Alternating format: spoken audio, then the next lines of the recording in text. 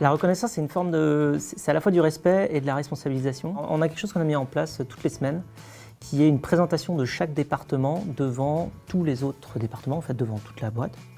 Des choses que l'on a fait dans les semaines passées et des choses que l'on va faire dans les semaines à venir.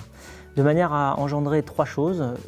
La première, c'est l'identification, qui fait quoi. Le respect, parce qu'en général, quand on voit ce qu'un département fait, on comprend le métier et on comprend que c'est difficile. Enfin, c'est très important de générer du respect. Et enfin, il y a l'aspect responsabilisation, puisque quand on doit présenter à l'ensemble de la société ce que l'on fait et ce que l'on va faire, eh bien, on devient responsable de ces chantiers-là et donc on les porte. Reconnaître, c'est déjà simplement de se dire qu'une entreprise, et en l'occurrence Kiabi, ce sont des personnes. Et donc de faire attention à chacune des personnes. Après, on s'en sert, et sûrement pas suffisamment, pour encourager, collectivement ou individuellement, voilà, de féliciter, d'encourager sur soit des actions, soit des résultats.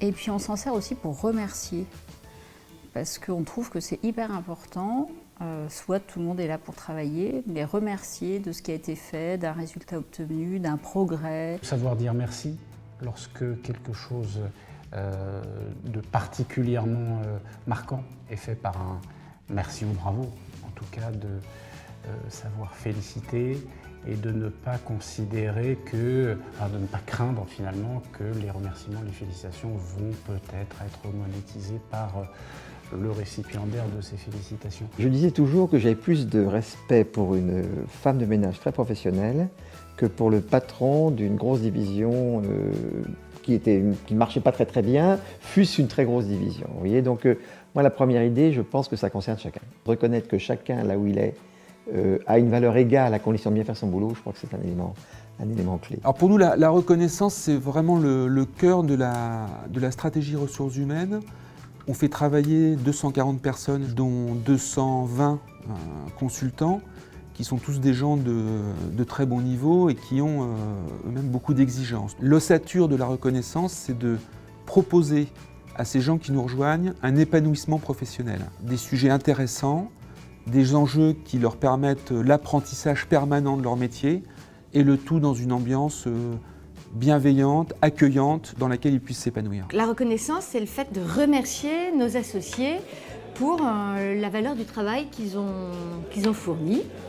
Alors, la reconnaissance, ça inclut évidemment une reconnaissance financière.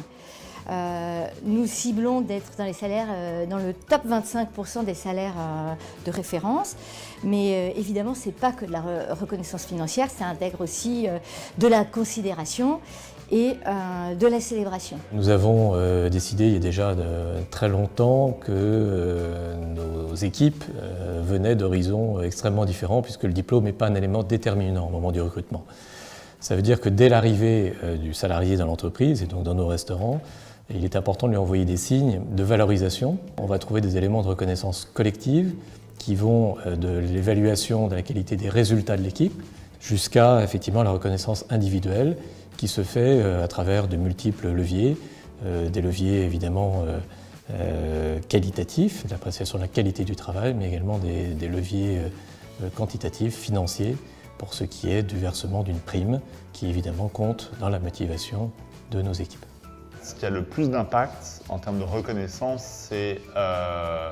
c'est toujours donner de la fierté à ses collaborateurs. C'est-à-dire qu'en fait, mes collaborateurs attendent de moi d'être toujours fiers de travailler chez Nature Découverte. Et une des principales manifestations de fierté, c'est le fait qu'on soit une entreprise qui soit engagée. C'est-à-dire qu'en fait, nous faisons du business, c'est sûr, mais une grande partie de ce que nous gagnons est redistribuée au travers d'associations de défense de l'environnement.